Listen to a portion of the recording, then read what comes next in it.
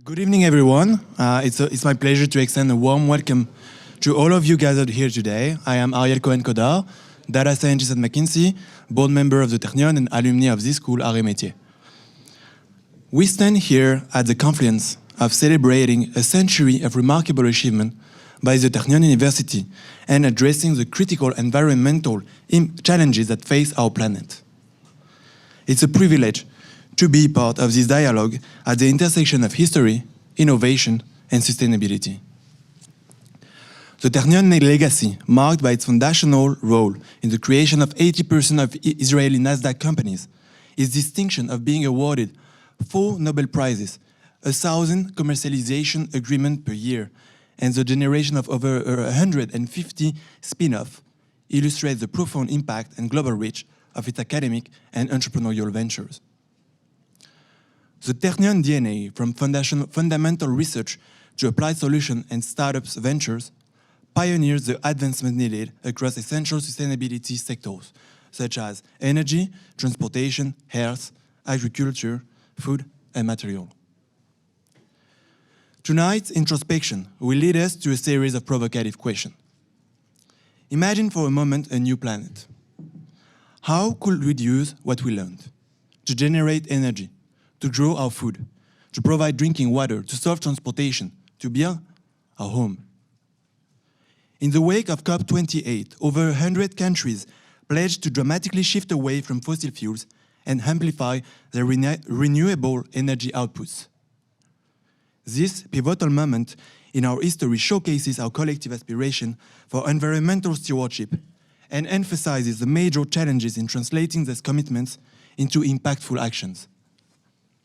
However, I don't know how you feel about this, but this conference, along with other similar discussions about sustainability or climate change, feels like a last chance to address an incredibly urgent crisis.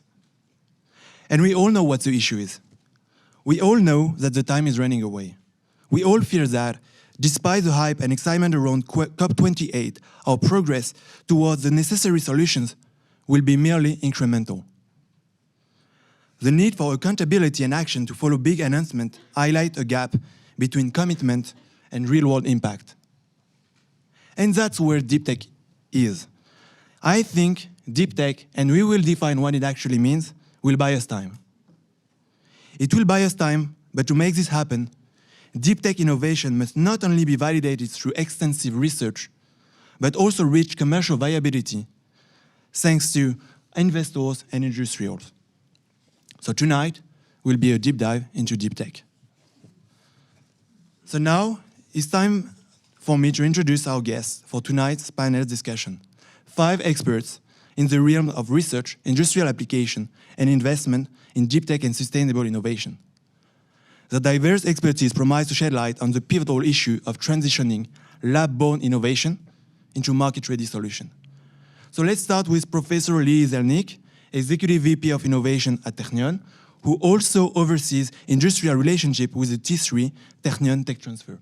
If you can give a few words to introduce yourself. Hello, everyone. So my name is Lihi, and I'm a professor in the Department of Electrical and Computer Engineering. My research area is AI. And recently, I've also been exploring other areas like haptic feedback and going into virtual reality. So that's my background. But I've always been involved in working with industry. My research has always been very translational, and I've been working with companies and also spent some years in industry. So I'm not pure academic. So I think last summer, the president of the Technion asked me to come and take this role of Executive VP of Innovation, which is a new role at the Technion. And this role was established to highlight, to put like resources and significance to the Technion's mission to connect with industry and to create impact on Israel and the world, as you heard from our President Uri Sivan earlier today. Thank you, Lee. So next we welcome Francesco Scinesta, Paco, Professor of Computational Physics at NSAM and CNRS silver medalist. You work in the CNRS at Create Descartes program in Singapore, Can you please introduce yourself in a few words? Yes, so Francisco Chinesta, Paco. So this is my place. I'm professor at Saint-Métier, Institute of Technology. My domain of expertise is creating digital twins for many applications for industry, but this is not very complicated. It's more complicated when we are applying this kind of technologies in order to model cities, to model territories, to model nations. And one of the examples that we are treating after is this project in Singapore. Great. Thank you. Now, on the investor side, we have Michel Delambre, managing partner at Omnes VC, president of France Deeptech, a consortium to unify deep tech initiative in France. Yes, I have two caps. First, I'm a managing partner, as said, at Omnes Capital, a French PE firm dedicated to renewable energies and deep tech. And I'm also chairman of the French Association, France Deeptech, gathering VCs, startups like Pascal in the quantum space, the exploration company in the new space area, and most of French research with labs like CNRS, CEA, INRAE, and so on. Great. Thank you, Michel. Michael, you're partner at Sofinova Industrial Biotech. Yes, hello, good evening, everyone. So, yes, my name is Michael. I'm an organic chemist by training, but I was a poor organic chemist, so I need to move from science to business. And for the last 11 years, I work with Sofinova. Sofinova is a European venture firm, actually the oldest venture firm in Europe. Not as old as Ternion, but already like 55 years old. And we do one thing, we invest in early stage in life sciences, both in human healthcare and in sustainability. So, you know, alluding to what was said a couple of minutes ago downstairs, it makes total sense, you know, to align with what is done. Great. Thank you, Michael. And finally, Christophe Linard, your Chief Innovation Officer at Bouygues and an alumni also of ENSAM. Yes, thank you. So thank you to be here tonight with you. So I am Group Chief Innovation Officer at the Bouygues organization. You know that Bouygues has several different, let's say, businesses. 3 within construction, Bouygues Immobilier for real estate, Bouygues Construction Colas, and then Equans on the energy transition, and TF1 and Bouygues Telecom. So I lead the innovation within this large group. Yeah, and you're also chairman of Impact AI. Right. And Impact AI is a collective in association to promote responsible AI. Okay. Thank you. And finally, Guillaume Gralet, who I thank you to be here with me today, is editor-in-chief tech at Le Point, and you will coordinate with me. Thank you, Ariane. Very happy to be with you tonight. Okay, so let's start directly with a question for Lee. We heard a lot about tech and deep tech, and I would like you to explain to all of us what deep tech actually means for you. So the way we view it at the Technion is we look at the global or the local ecosystem of our region, either the northern region of Israel or Israel, and we believe that there are 4 components to making real impact. Of course, the first one and the key is academia, in our case, the Technion, where we do the research, but we also do the education of the people, the engineers, and we educate the engineers both to do good research, but also to think about innovation and entrepreneurship. And then there are 3 other components that need to come in place. One of them is the big corporates, which are our strategic partners that do research with us. And in the Haifa region and also in Israel, there are many global companies, many multinational companies that are around and are collaborating with the Technion on many channels. Startup ecosystem also needs to be there, and we're trying to promote startups to be both on campus, but also in the nearby area. Still, most of the startups in Israel are in the Tel Aviv area, which is like our Silicon Valley over there. But, you know, it's just 1 hour away, so that's not a big of a problem. And we connect with all those startups, and you heard the numbers. So the Technion has holdings in over 150 companies, and we connect with all of them. And then the last component is funding, which we have some people that can say more about it, about this here, but we are very aware of this, so we also connect with many funding agencies, and we have also our internal funding options that are supporting our own spin-offs. And all these things, when they come together, then you can nurture innovation and creativity. And can you share, like as an example, a few spin-off, a few companies you're proud of? I think there is 3 of them in the slides. Right, so I think we chose to highlight 3 companies. There are many more in those areas. Some of them are founded by my colleagues who are in the other room. So this is the first one we mentioned is Aleph Farms, which is one of the companies doing which is doing cultured meat, and they are the first to just they just got an approval from the Israeli FDA, as we call it, to go on with their commercialization. So this is a very impressive company, and we expect it to do very well. Actually, outside you can see Milliways, which is also doing cultured meat. So I encourage you to go to their stand and see what they're doing. And Milliways is one of those startups that are located inside the Technion on campus and very connected to our research community. Another company, H2 Pro. So this one is led by Avner Rothschild, who's sitting next door in the panel, and he's an expert in hydrogen. So they take H2O, water, and they make sustainable fuel, which is, this is one of the key things that can help the world be more efficient in terms of the damages we're causing. And the last company I chose to highlight is called Kedma, which is not it's not in the area of sustainability, but I chose to highlight this just to show you how impact is created when you're thinking about impact, and that's what the university wants to do. So Kedma is working in the quantum computing area, which is a very new domain, and very few startups are in that area, but we already have one company out of the Technion, and they're doing very well. So this is just as an example how we move forward and we move fast and we try to be ahead of the line and not a follower. Okay, thank you, Lee. So from what I understand, everything in Technion that comes out of laboratories can be called Deeptech. It's called like what you go out from research after years and years, and you have everything around to finance for a long time R&D You're cycle. right. So all these companies, they take many years to reach success. These are not spin-offs that will succeed in 1 or 2 years. We're talking about decades for success. And so, Michel, thank you very much, Lee. Michel, you're in France. You also see this ecosystem of deep tech growing. You've built France Deep Tech. What can you say about your dual view as both investor and also like this person that encourages the whole ecosystem to grow? What is deep tech for you? Is it like also like what your view on that? First, I would like to say that the market, the deep tech market is growing. 5 billion euro have been raised by French deep tech companies in 2023. It's a 20% growth versus 2022.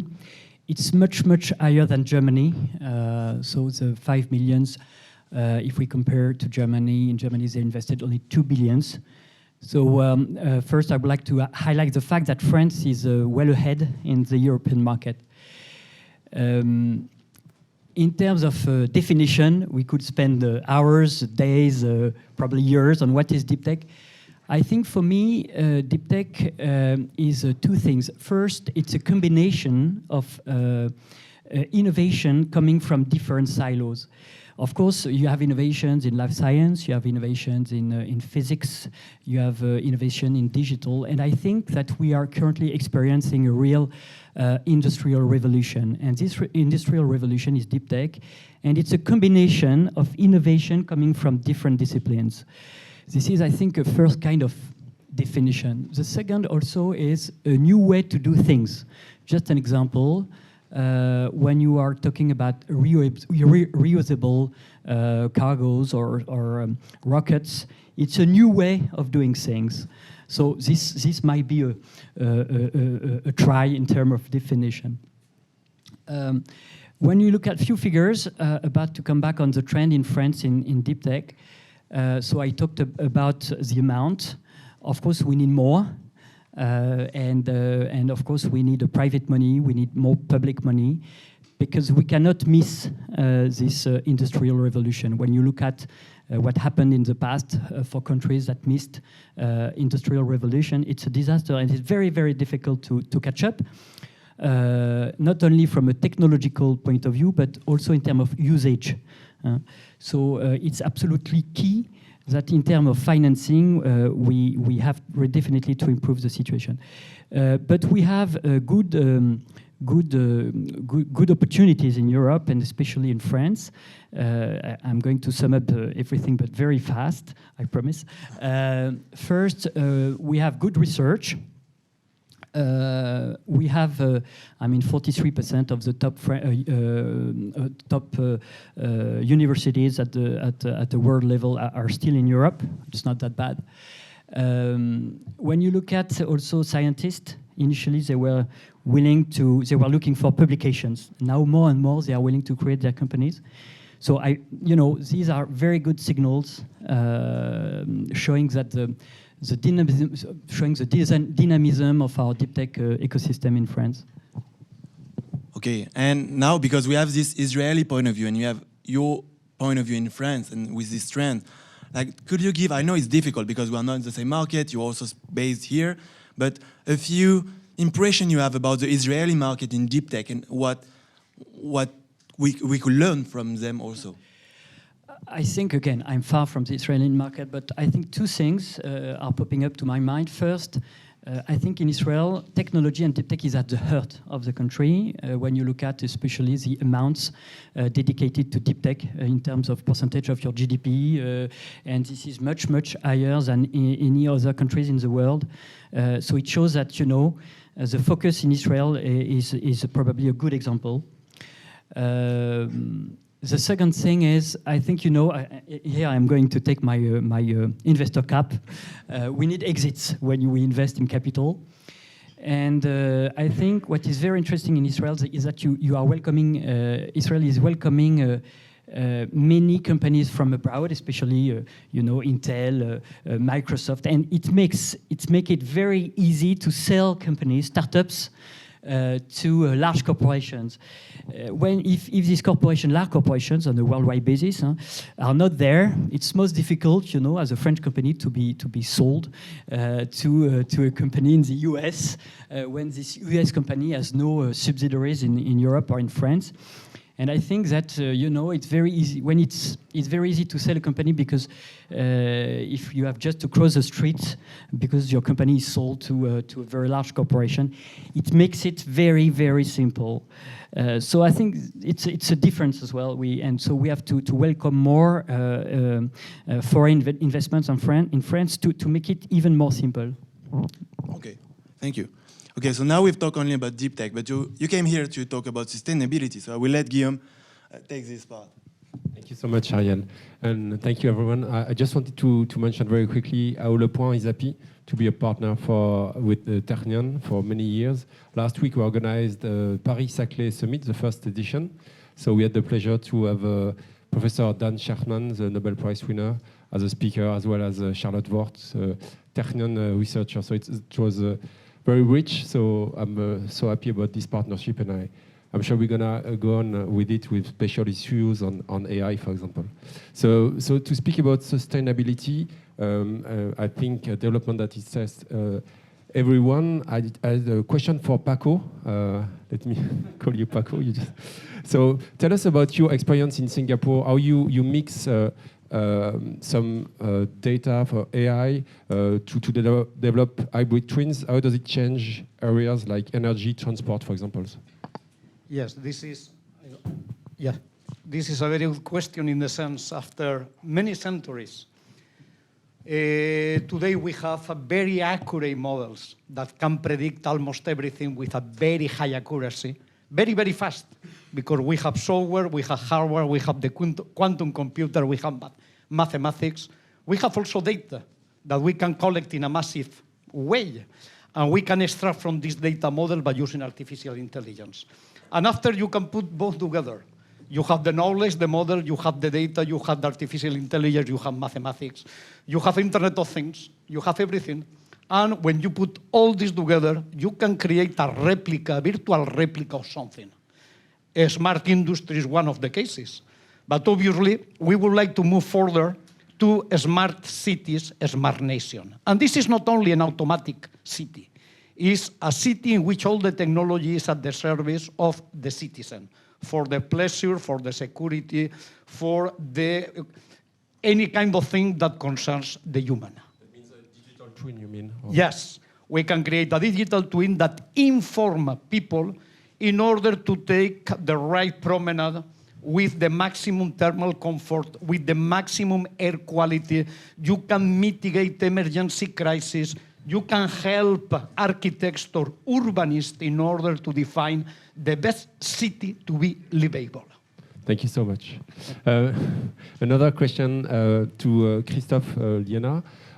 To what extent is deep tech important for you? I mean, so like I know that you're working on some sodium-ion batteries, for example, osmotic energy.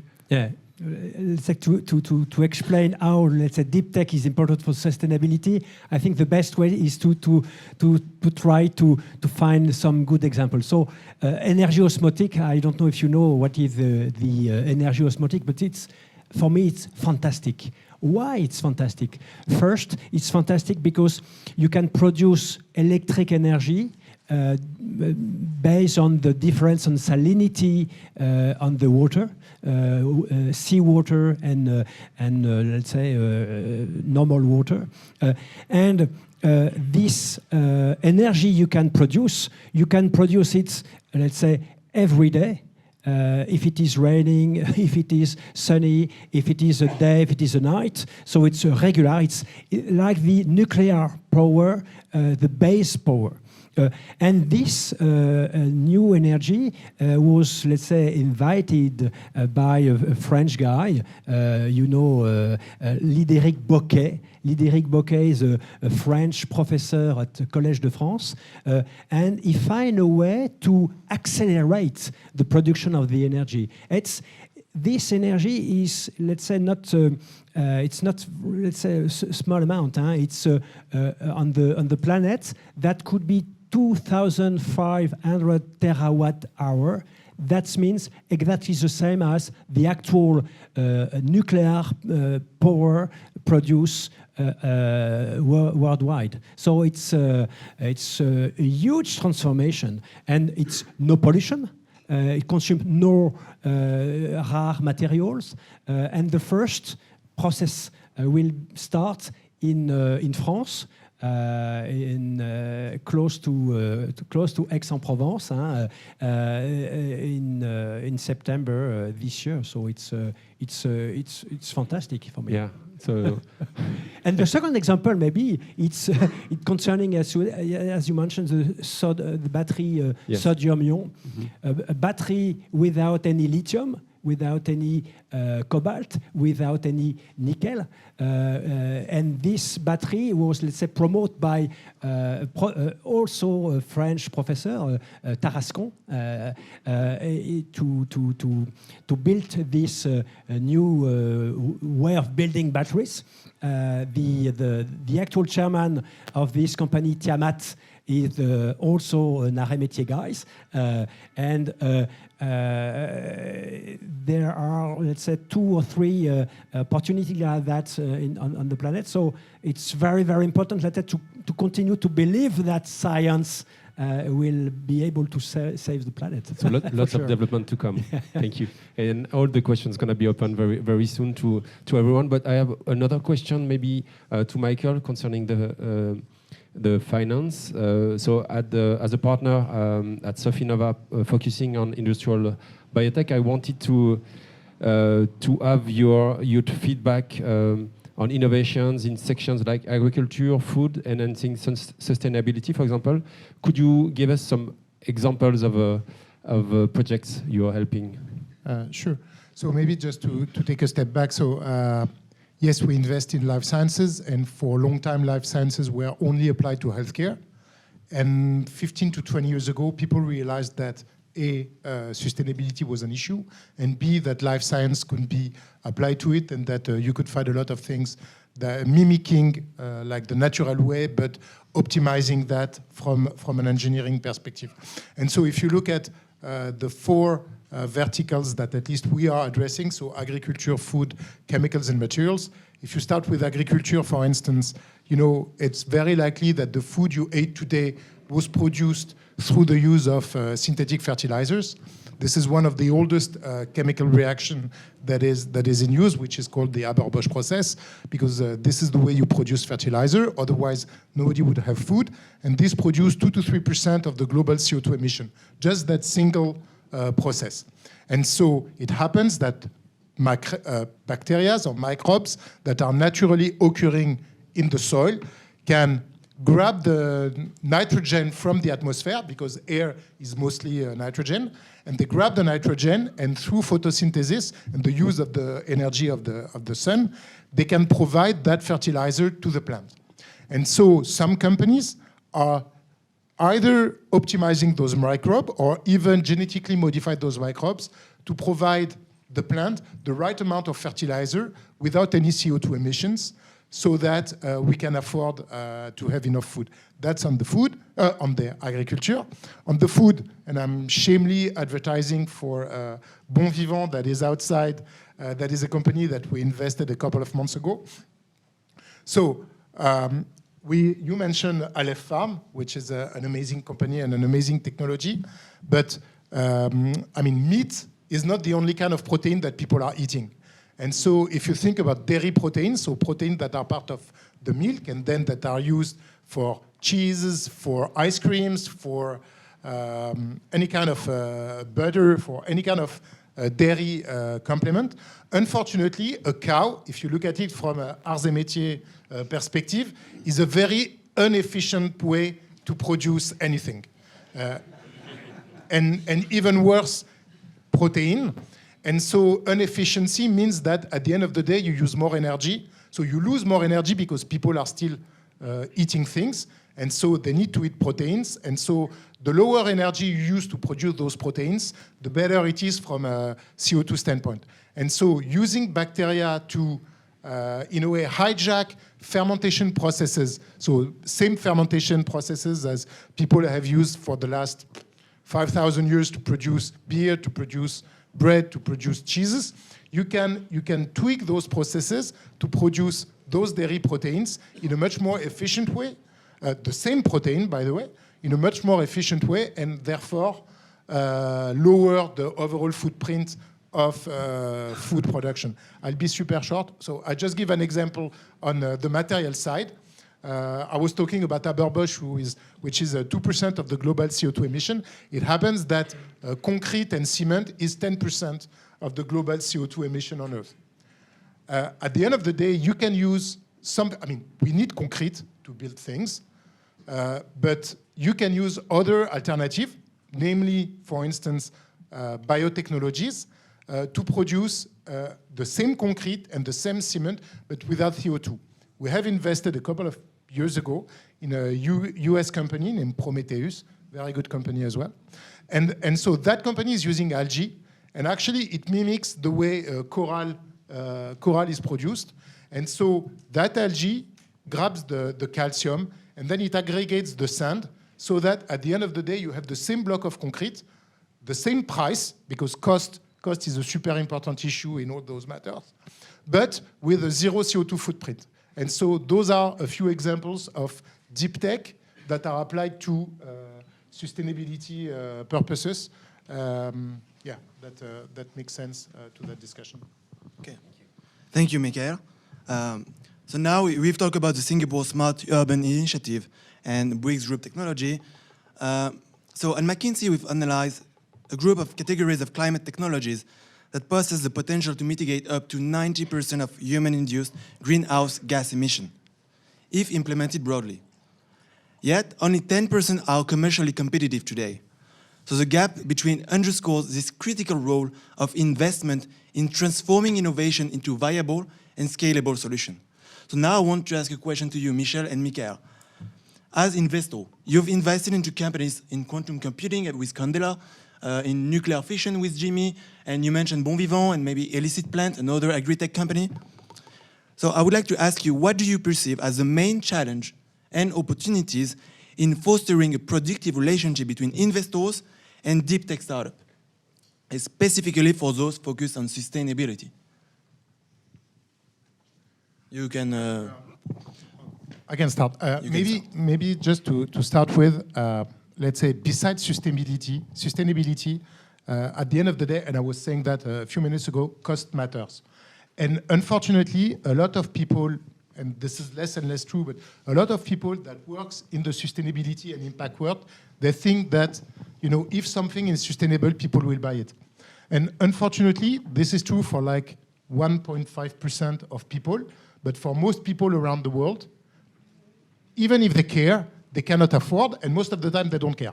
So, you need, this is the basis of what we think, that to provide sustainability, you not only need to provide sustainability, but you need to provide either better performance or at least a better service, meaning either cheaper or better with a better impact. And so when it comes down to companies and how to invest in those companies, first of all, again, they need to realize that sustainability doesn't sell. That's one. And then, as you said it, or you said it as well, it will be a super long journey. Super long. And so this is an issue for us as investors because, okay, I don't want to be like too technical and so forth, but most of the time, people in the VC business, they invest through 10 years old legal entity, meaning that we need to sell our shares in the time frame of 10 years. And so if you invest very early, I'm sure that some companies are still in the lab stage after 10 years. So there is a very important, let's say, timing to find between, how much a company can be developed in, a Technion ecosystem or in an incubator space, and then how we can help them to speed up and to accelerate through the infusion of capital. And then hopefully at some point, somebody will buy that company and will even develop the technology or the product even further. Yeah, we don't invest in a product or in a company because it's a sustainable company, but we invest in a sustainable company because we think at one point it could become profitable, and also because it could solve a worldwide issue. So I think that you are absolutely right. The main pain is quite often we forget the economic equation, and quite often a sustainability approach is much more expensive than existing solutions, and it's hard to believe it could fly. So this is the first aspect we're checking, and it's not that easy. It's not that obvious. Because quite often it's very difficult to reach a price parity because you are fighting against existing solutions that have been optimized for decades, and it's not that easy for a startup to reach price parity. But I think it's a very interesting point. The second is timing. For instance, we've been digging a lot, trying to find solutions for carbon capture. First, the first point is it possible to reach price parity with this solution? And what is the timing for these solutions to be put in place? It's not that obvious. And at the end of the day, this is exactly the reason why we've been investing in Jimmy Energy, so a French company developing some SMR nuclear reactors. Because in terms of timing, in terms of, again, a price because they are producing heat, we think that it could match the economic equation from a VC. But so it's really important, I think, these points. Can I add just You can. It's okay. Just to add on that, there is the economic equation, but also something that we most of the time forgot. If you take US, North America, and Europe, this is less than 10% of the world. At the end of the day, so we are very focused on that and so forth. But it's super important for us, impact and so forth. But half of the world don't have enough food. Half of the world, they cannot shelter and so forth. So you need to provide that nonetheless. And so if you want to have a positive impact on the world globally, you need also to serve those needs. Therefore, it's it's super important to be cost effective. And so I just I see, Michel, you want... Yeah, I want but to- after I want to ask the it's same my question last- to Lee. It's my last point. Of course. But you know, it's true that if you want to reach price parity, you need to scale. And if you need to scale, it means that you have to go for production. So it means that you need time and money. And us as a venture investor, it means that to make a conviction of the fact that it could scale, it means that we are taking into account in our decision the fact that the company should be in a position to raise sufficiently, money to reach this capex financing. And also, we have to be convinced that investor could take the lead after us to finance this industrialization. Okay, thank you, Michel and Michael. Now I want the view of like the researcher, because you also work together with investor. So what's for you the factors that create the success of a deep tech company out of the lab? I will start with you, Lee, and then we will ask Paco. Okay, so I agree with everything that was said here, and I think the way we view it, we view the whole thing as a timeline. There's a timeline for those companies, and the timeline starts in educating students and research. And in academia, one of the things that we can do is we can spend many years doing research and not showing outcome which is profitable. So that's our role in academia, and that's what we do, and we can do research for 20 years. And I'm a researcher in the AI area. It began in the 1950s, and all of a sudden now everybody's talking about AI. When I started doing research in AI, it was a banned word. People were not saying AI because it was shameful to talk about AI because obviously it doesn't work. But in academia, we can keep on doing this research, which appears to be useless for decades, and then one day, miraculously, well, it's not really one day, you build it step by step, and then at some point it matures. So we invest a lot in education and research. But we also educate our researchers and provide them vehicles to take this out of the lab when the moment is ripe. So the way we see it in the Technion, this is what you see in this slide, is this whole pipeline from education and ideation, and we try to help things that are mature enough to take this step and open a company. And we support our researchers and students throughout the process, whether it's teaching them how to become entrepreneurs, connecting them with VCs, global companies, providing them mentorship, etc.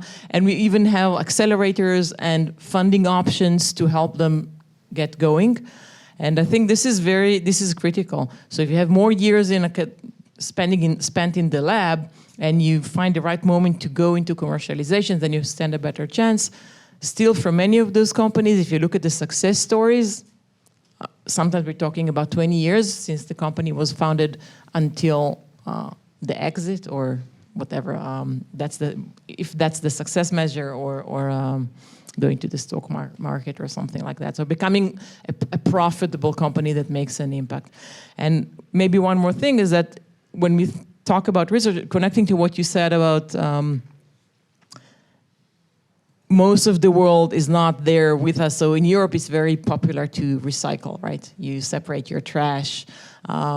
I know, even in New York, it doesn't look like that. The trash is everywhere, even in the streets.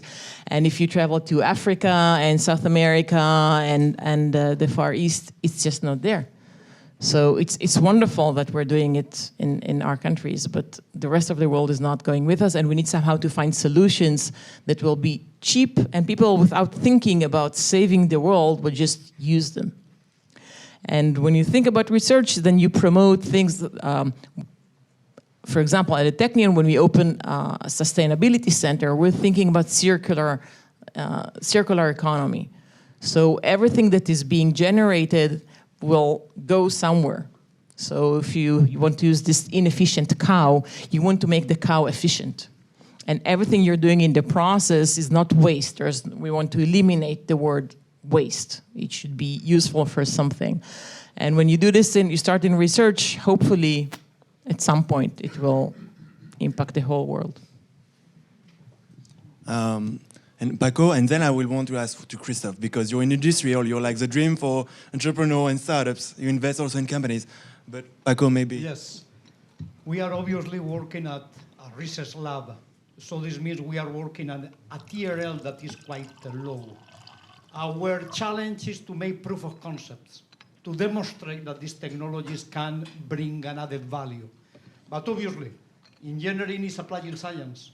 Engineering is creating the world that never existed. This is von Karman that said that. And this means at a certain moment we need industry with us in order to provide the right problem, in order to provide the right data, and in order to prove the technology that we develop.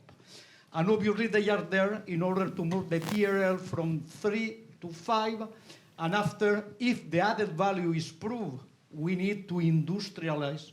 And obviously when the project is very nice, there are plenty of startups that are being created because this momentum that we are generating with the research.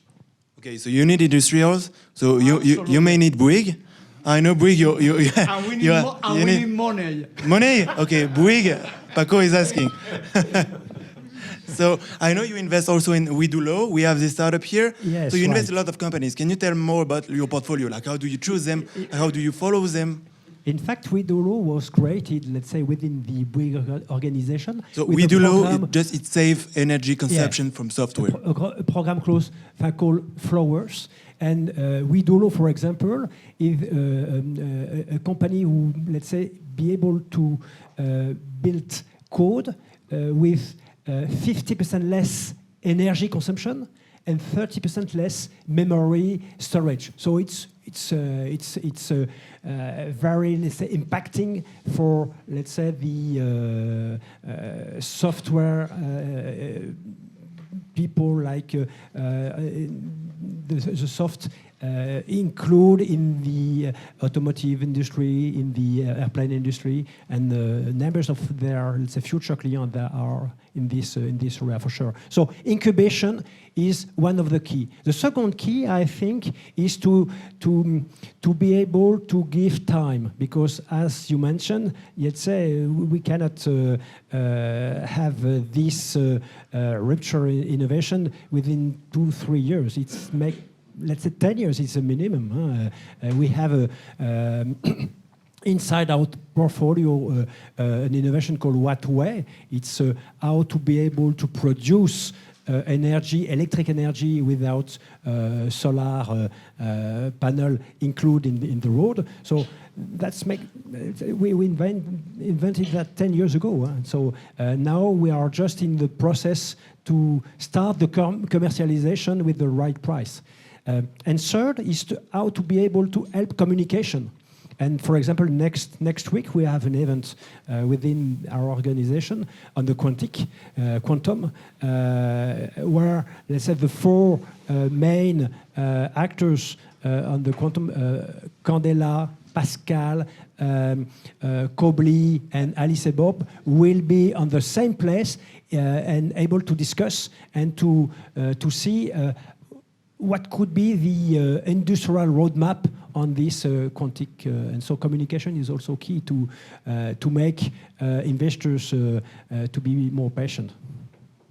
Thank you so much. And in this fourth part of a conversation, just before opening to any question, we'd like to go to dive more into academic research. And I wanted to have your opinion, Christophe, about I know you're partnering with MIT, with École Polytechnique Fédérale de Lausanne. Could you explain us how important it is? We started with the, let's say, our cooperation with MIT. They have a program called Industrial Liaison Programme. It's a wonderful program. I would like that Arrêt Métier we have the same, and we can help for that, because we have a key guy, an officier liaison,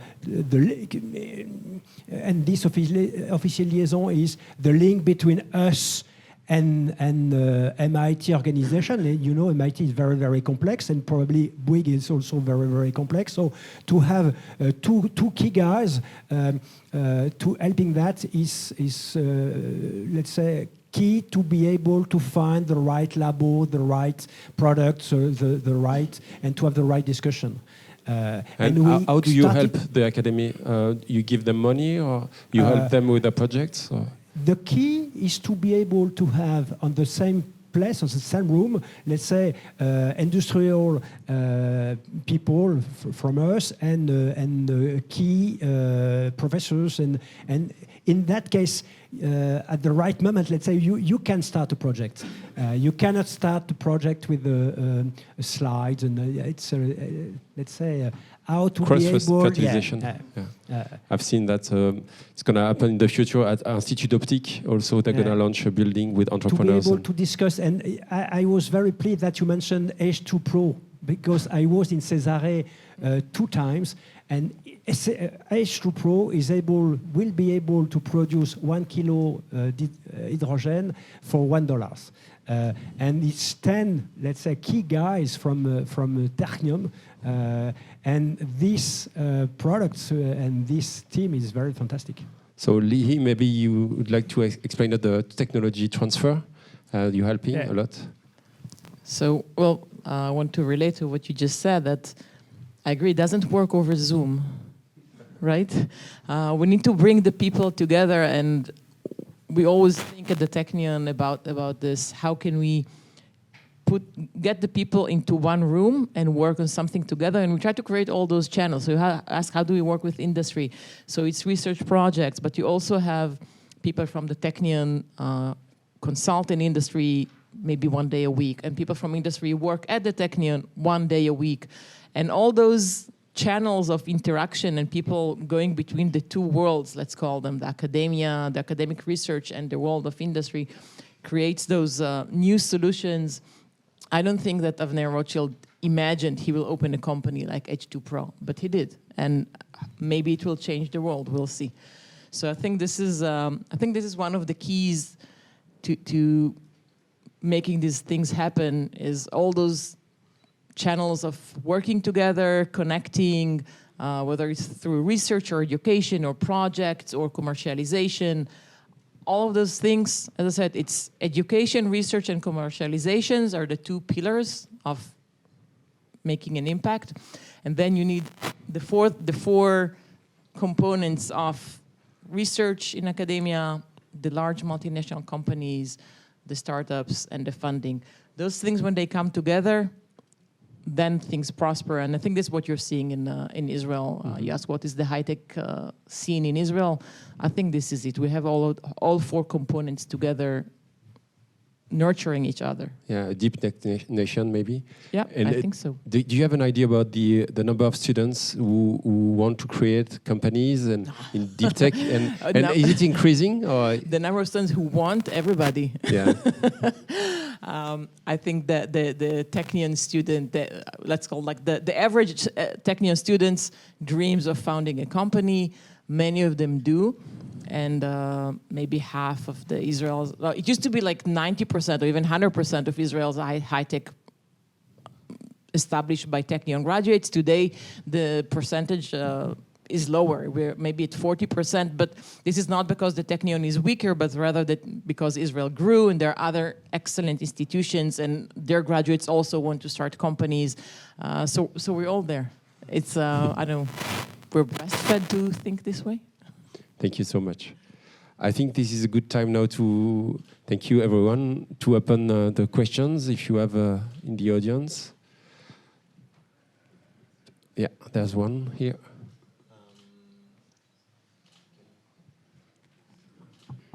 Okay, thank you. Am I hearable? Yeah. Yes, very good. So Merci.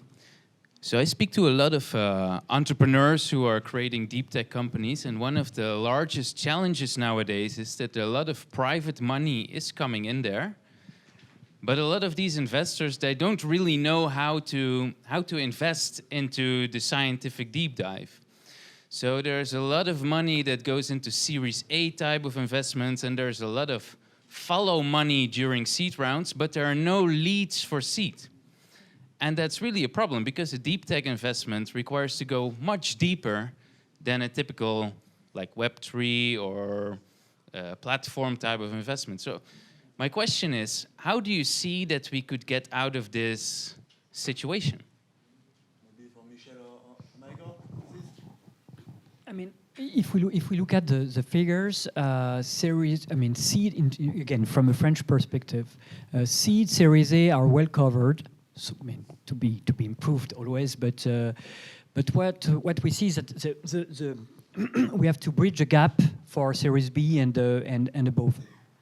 I mean, we made a computation end of last year, and we considered that if we were taking into account all the companies having raised in Series A in France, in Deeptech, they had to raise 12 billions until 2026, out of which 2 billions are already available from VCs that already raised, but we are still lacking 10 billions. I mean, it's not, it's tomorrow. I mean, and this need is between 2024 and 2026. So this is true that we need money, again, from a public angle, but also from a private angle. And I think, especially, I would like that we come back to the, in a certain way, to the 19th century, that experienced many industrial revolutions with people, insurance companies, and private investors who were really betting on future, investing a lot in industrial revolutions. And I would like France to recover with this mood to finance deep tech companies.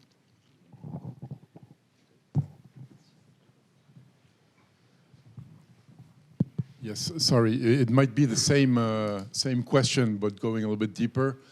Deep tech, if I understand it, it takes many years for a deep tech startup to go from lab to all the way to commercial success at scale.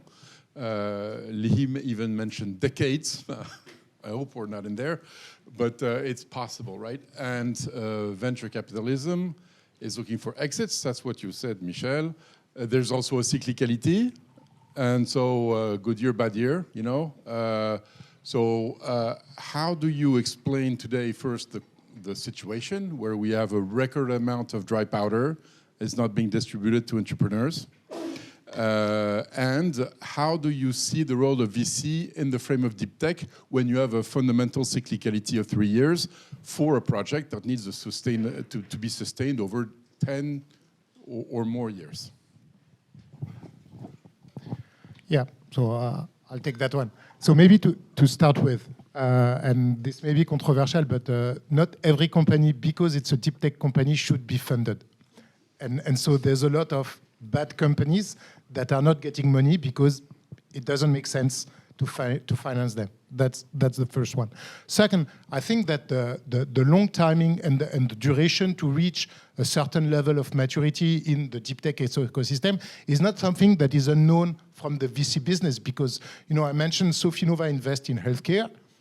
For as long as there has been healthcare investment and drug development, it took 15 to 20 years from initial discovery to be on the market when you develop a drug. And it has been an amazingly successful VC business. The thing is that the financing ecosystem has structured itself so that there are funds that take relay on the earlier stage, and also corporates are coming earlier because they see their own interest. And what is true also for deep tech so far, because the new wave of deep tech, so to speak, is that it's a less mature market. And so there is not, if you talk to Bouygues, they don't feel the pressure to acquire company early enough so that it fits the time frame of development. Because, they can wait and say, okay, we'll buy it when it makes money. If you talk to a healthcare pharma company, they never wait until it's a drug, because otherwise it's too expensive. So we need also a few industrial success for the large companies to feel the pain and feel the pressure and start acquiring those companies earlier. And meanwhile, we need, and this is also, at least in France and in Europe, what has been, let's say, growing, we need to see more growth, or let's say late stage venture funds that can write, 30, 50, 70 million euro tickets to those companies where, you have already a proof of concept, you have already like early sales, but you still need some development before you reach the level of threat that will force Bouygues to acquire you. Just one comment. When you say there is still dry powder on the market, this, I would say in France it's partly true, because most, I mean, if you look at the figures, most of the investments made by French VCs years ago were made only to digital. There are not so many VC funds in France investing in deep tech. It's changing. It's good.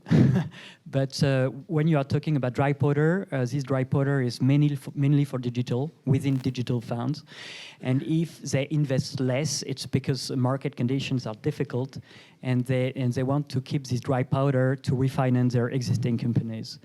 But this is, you know, so you have to split the word between, and you know, so we were talking about VC. So of course, biotech was the first market. Then you had digital, and now deep tech is a new asset class in a way.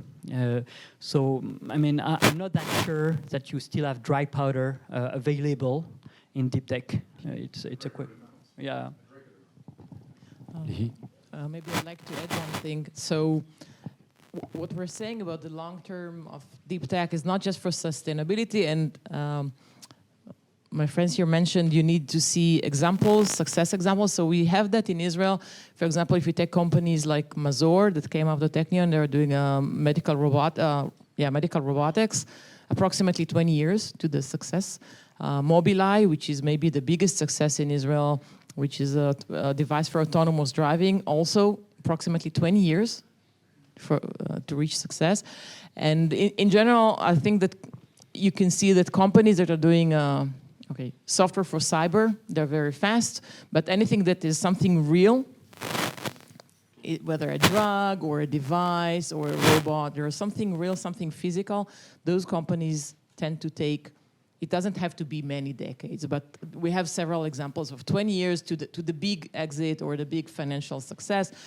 Now, what is the route? So we still lack money, funding going into deep tech in Israel as well. But those success stories have shown us some examples. So some companies found a way to at least stand on their feet to some level. So when you look at the success stories in Israel of companies that were doing deep tech, which has, as I said, like devices. So some of them found a way to fund themselves or to prove their potential profitability and make progress in their profitability continuously. And some of them relied a lot on government funding. So, for example, we have a company that came out of the Technion, and they're doing special technology for computing in outer space. I think for approximately 20 years, mostly government-based funding for that company. They were small scale, they didn't grow. They remained small, they didn't grow, this was their path. So you have examples, and once you have examples, these are like the role model companies, then now we're starting to see the followers, and they're following that path. And that's the way. And then I believe that we start, it's not just what I believe, we start seeing more experienced and wiser VCs coming into deep tech as well. It's still lacking, but the success stories really help. I think we have time for one question before, yeah.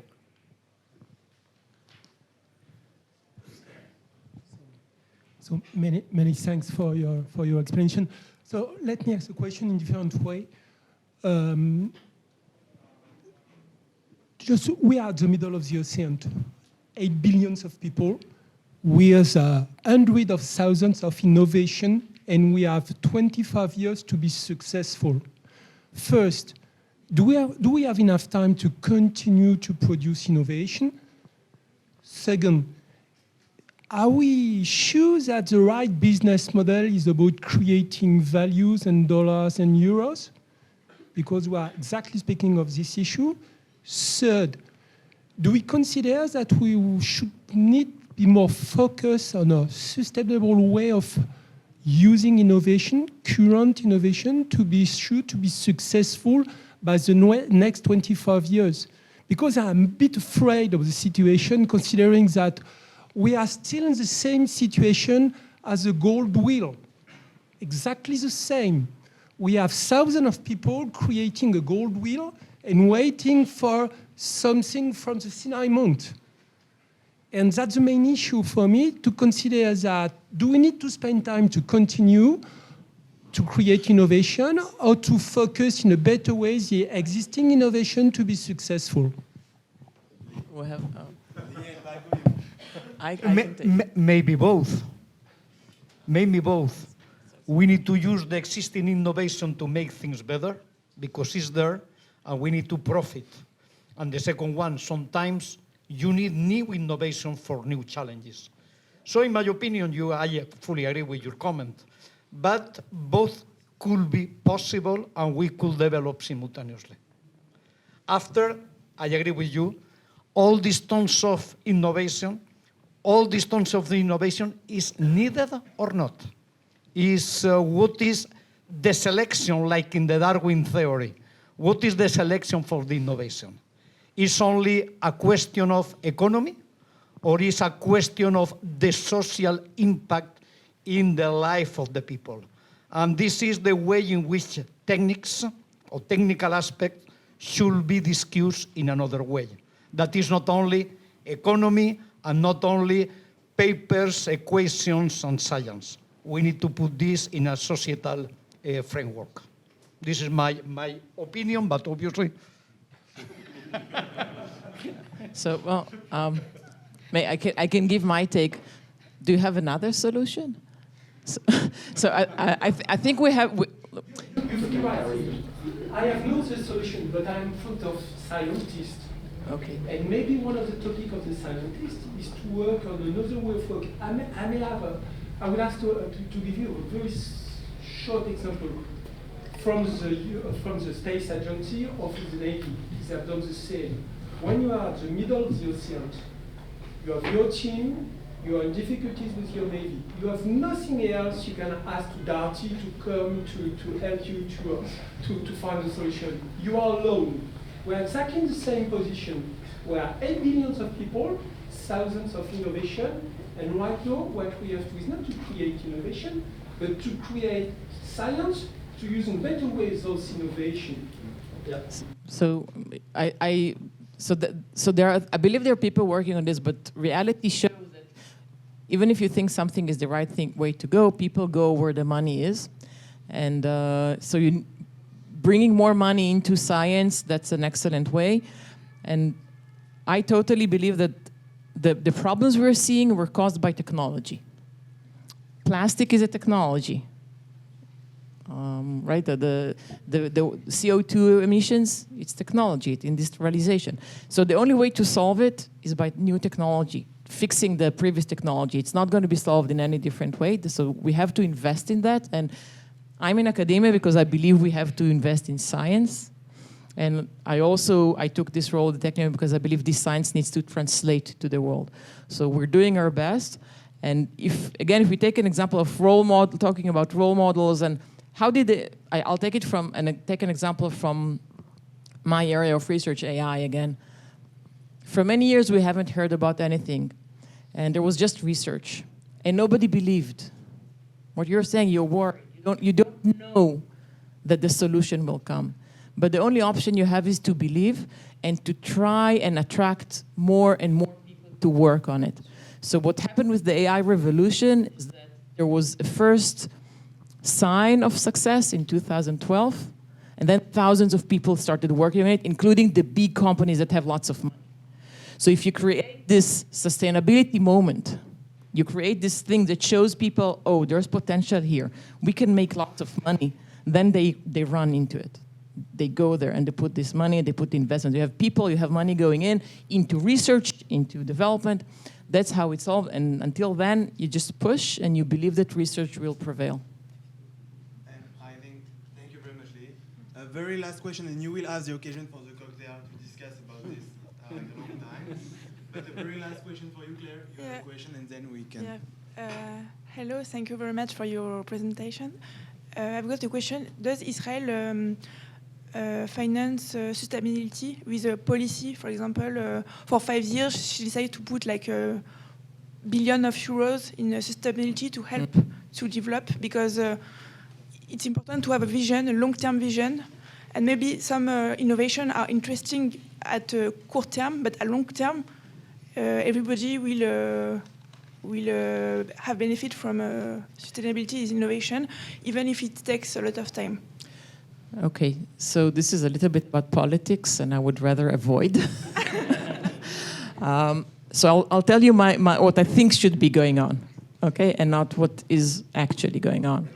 I believe for really to promote change, you need education, you need the research, but you also need regulation, and all of them need to come together. I don't think we're doing that great in regulation and country level strategy. I'm not sure we're excellent at that. Sorry. Thank you. Okay. I think it's time to close this roundtable and applaud for all our speakers. Thank you very much for being here. And